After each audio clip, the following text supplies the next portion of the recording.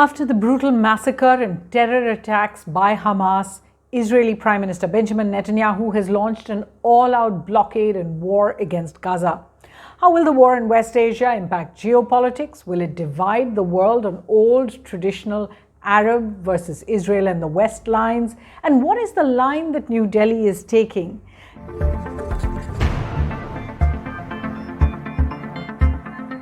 Hello and welcome to Worldview at The Hindu with me, Suhasini, Haidar.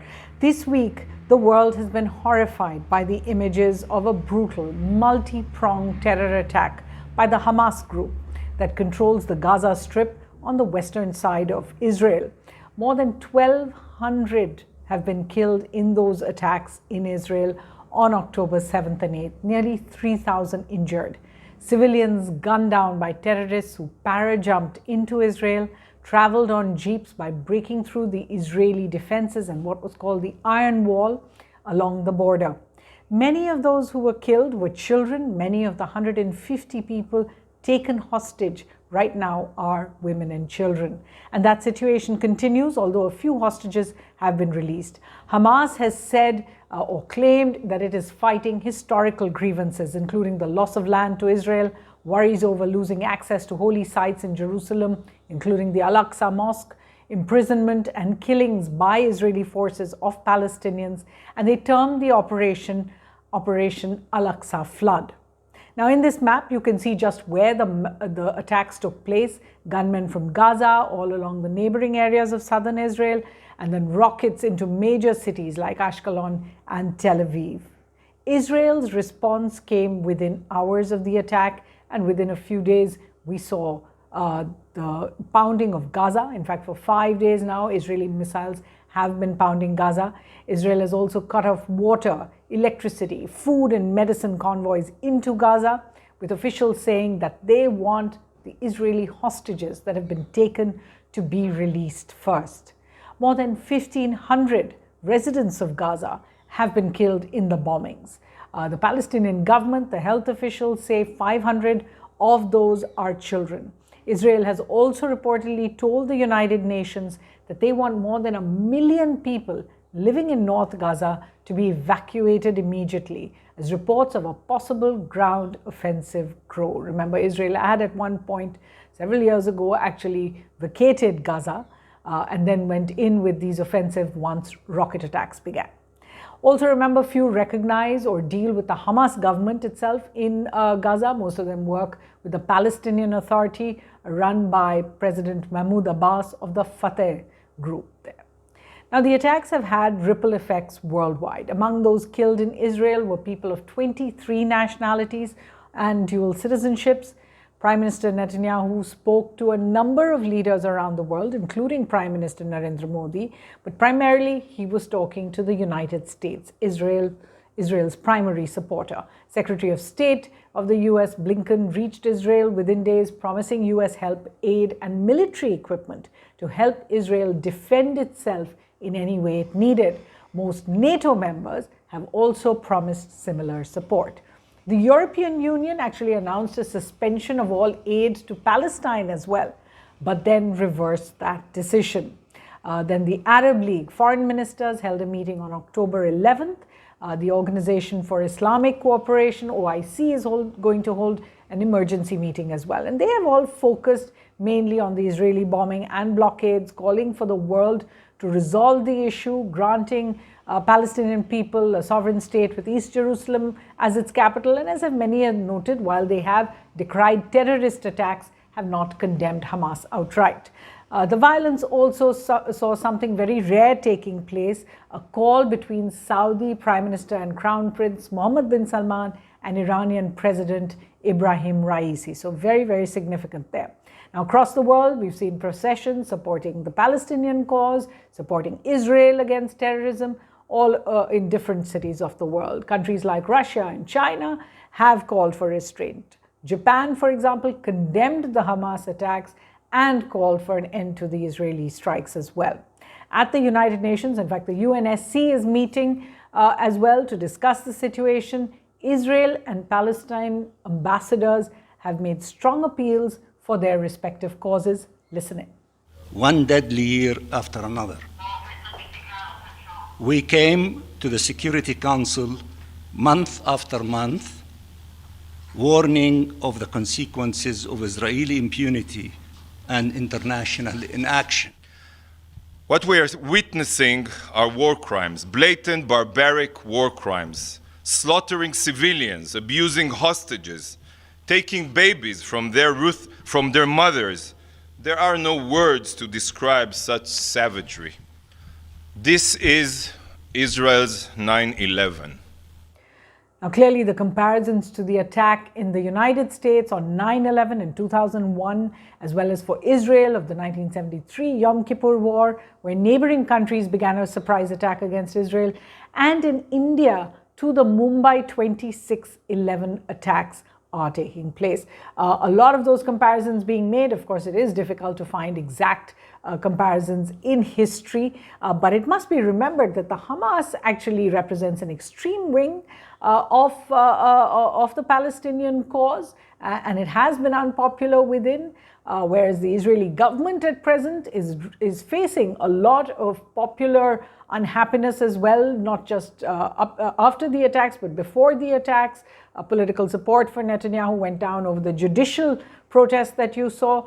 In addition, after the attacks, many asking, how did Israel get caught so off guard? So what has India's reaction really been? It has been in three parts, or a three-pronged reaction, if you like. And what is that made up of? One, within hours of the attacks on October 7th, Prime Minister Modi tweeted from his account his support for Israel, condemnation of the terror attacks, said he was in solidarity with Israel. On October the 10th, Prime Minister Netanyahu also called Prime Minister Modi, where Prime Minister Modi reiterated that support. He also spoke about the safety of Indians. Then the second prong was really the government beginning to plan for charter flights for Indians wanting to return from Israel during the conflict.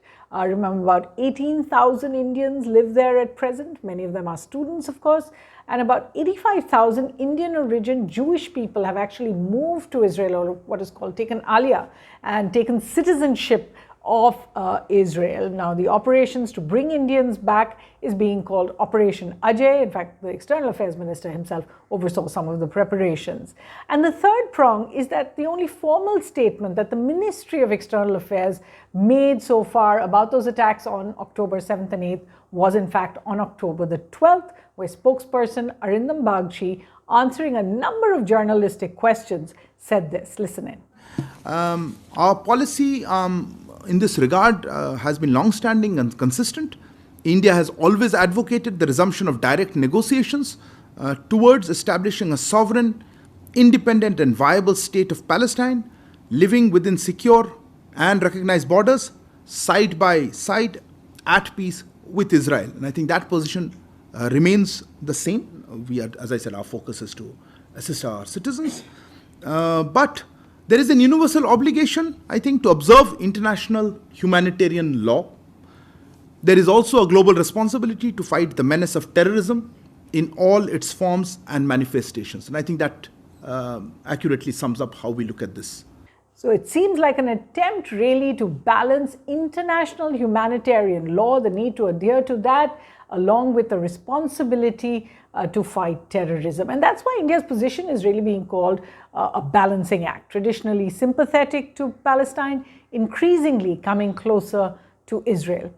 So let's just take a look at the history of that relationship. And I know we've spoken about it, I think 2 years ago in Worldview as well, and you can take a look at that episode. But in November 1947, the UN passed a resolution to divide what was called the British Mandate of the Palestine into two parts: the Jewish state of Israel and the Arab state of Palestine. Remember, at that point, the World War had just ended. There were millions of Jewish survivors of the Holocaust coming in and looking for a place to stay. India, in fact, voted against the partition plan, said it was unfair to the Palestinians. But as a result of its position, while India recognized Israel in 1950, it only had a trade consulate there, not full ties between the two countries. As Israel began to expand its occupation of Arab territories, especially after 1967. Indian statements, and remember, India was also a member of the non-aligned movement at the time, were clearly more sympathetic to the Palestinian cause. In 1975, in fact, India even allowed the PLO to set up its office in Delhi. It was only in 1992, and so much else had changed in the world, along with the end of the Cold War, the coming down of the Berlin Wall, the need for energy in the Gulf War.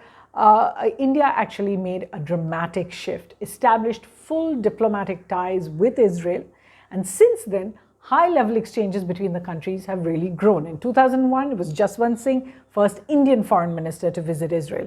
In 2015, President Pranab Mukherjee became the first Indian president to visit Israel. He also visited Palestine. In 2017, Prime Minister Modi became the first Indian prime minister to visit Israel. He also visited Palestine, but a few months later in 2018, and he was awarded the Grand Collar of the State of Palestine for his work in helping the Palestinian cause. And after that, we really have stopped counting the first because India and Israel ties got much closer together in several fields as agriculture and science, investments in startups, water technology in particular. Israel actually has a water attaché in its embassy. India also imports Israeli defense equipment, in fact worth more than $1 billion every year, and comes in just behind Russia, France, and the United States in terms of what India procures. There's also been controversy over Pegasus and other surveillance equipment that Israel supplies to India. And India and Israel are part of new formations, multilateral formations like I2U2 with India, UAE, the Kingdom of Saudi Arabia, as well as what is called the India, Middle East, Europe Economic Corridor, which was just announced during the G20. We told you more about that, with so many of these countries of the region, including Israel. As a result, the question really, how could the current uptick in violence impact India's foreign policy? To begin with, at the United Nations, you're likely to see a lot more representations, resolutions, and India will be expected to take a less ambiguous position. It's always done this balancing act, but there will be a hope by both Israel and Palestine for more strident support for their causes. In support for Israel on terror, India will hope to also get more support from the West on its war on terror, perhaps even pushing again the idea of the comprehensive convention on international terrorism that India has been pushing since 1997 hasn't yet come about. Now, if the conflict continues at this intense pitch, it could certainly affect Indian trade, Indian supplies from Israel, although that's not being outlooked at the present. The broader impact for India and for the rest of the world will be seen on the Middle East peace process. And by this, we don't just mean the Arab and Israeli peace process, but all the new Abraham Accords between Israel and several countries of the region. So how difficult are these attacks and Israel's counter operations going to make Saudi-Israel ties or recognition that was being talked about? What about the UAE-Israel ties under the Abraham Accords? Can they continue to grow at the same pace, given how outraged the Arab world is about Israel's bombing of Gaza? In addition, remember, closer Saudi-Iran ties will have their own impact. We'll talk about it another time on Worldview. And there are initiatives that we had spoken about, like the I2U2, like IMEC, other initiatives in the Middle Eastern region, and really running from UAE to Israel, Saudi Arabia, Jordan. All of these could be in some way impacted. So what's Worldview's take? The brutal and inhuman nature of the Hamas attacks on Israeli citizens will impact geopolitics in the region for a long time to come. Israel is a state, however, and its retaliation on the Gazan population that is held hostage by a terror group like Hamas and has been consistently punished by Israel for attacks in the past. This does not uphold international humanitarian law. A state cannot behave as an insurgent group does. Supporting Israeli and Palestinian victims of this conflict, therefore, must also include a major push for dialogue, a return by the international community for dialogue, a need for moderation, something that, remember, terror groups like Hamas and many hardliner groups in Israel responsible for assassinations have always been opposed to.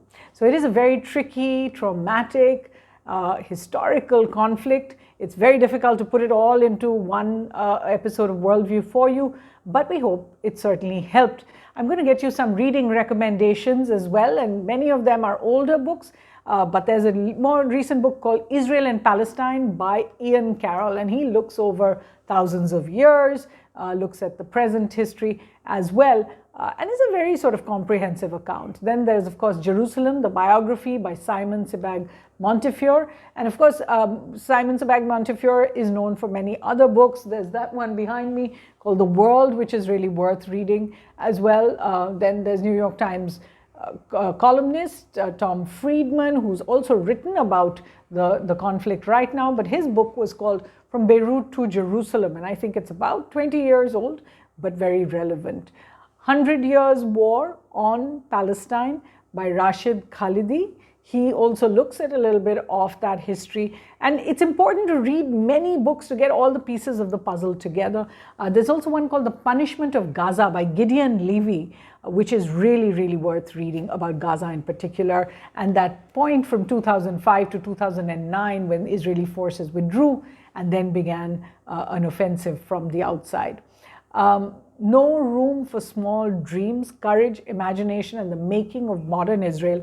This is by Shimon Peres, and I would really recommend it. It tells you a lot about the thinking and what drove leaders like Peres and Yitzhak Rabin, who was then assassinated, to actually move towards the peace process, to move towards the dialogue, the Oslo Accords, Camp David, and all the rest. A book called Palestine, Peace Not Apartheid by Jimmy Carter. And remember, the term apartheid is very, very controversial, since it is actually belongs to South Africa. But the former US President Jimmy Carter was an integral part of the peace process and has written this book. My Promised Land, The Triumph and Tragedy of Israel by Ari Shavit. And I'm going to give you two books about personal accounts of returns to that promised land on both sides of the divide. So that one by Ari Shavit, and then there's I Saw Ramallah. It's a 2003 book by Murid Barghouti. It's really, really worth reading. Of course, Edward Said has written about similar issues as well. And then to the relations with India. There's India's Israel Policy by P.R. Kumaraswamy, a must read, especially on the shift and the changes.